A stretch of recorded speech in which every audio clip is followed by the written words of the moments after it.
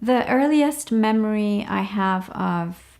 war is when the Iranian Revolution started in 1979, and soon after that, the Iran-Iraq War broke out. I was about 8 years old then when the Shah of Iran was overthrown and the Islamic Republic took over. The memories have stayed with me even though it's some 40 years later, because one never forgets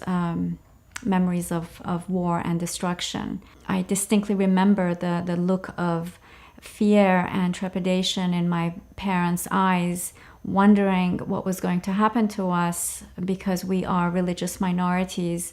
and we were not sure of the future of our safety in a country that was persecuting people left and right. And so I remember the following months after that, when we were thinking about immigrating to Great Britain, and the whole process of packing our lives and having to fit everything practically in 4 suitcases. And when the time came, we quickly, swiftly, and quietly left our home and our homeland without telling anyone other than just some few family and close friends. And that was the last time I ever saw my country, my friends, and I even lost some family members along the way as we immigrated. These are very horrific experiences for a child, but unfortunately these events are still happening to this day. And for me, I spent the majority of my adult life trying to heal and recover from this trauma. And part of that was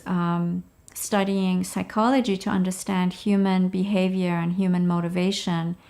and also years of practicing and learning about different spiritual practices in order to better understand how one's faith sometimes fuels one motivation to behave a certain way. And so the culmination of years of work on myself and higher education led to wanting to work with people, both on an individual level to resolve conflict, but also on a collective level to try and help people understand how inner conflict manifests out into the world and creates these types of wars that sometimes go on for generations at a time. So this is how the Centerpeace Project came to be. Essentially, the mission of this project is to go into different parts of the world where there's trauma, there's warfare going on, there's social unrest, and to come together with the teachers, the elders, the healers, the artists of the region, and create programs to enable young adults to feel empowered to heal some of this trauma that has gone on for them, sometimes for generations, and also to gain the tools that they need in order to find ways of living more peacefully, both at home and abroad. I know it's a long road ahead, but it's one that I'm committed to for the rest of my life, based on my own life and legacy and what I want to pass on to my children.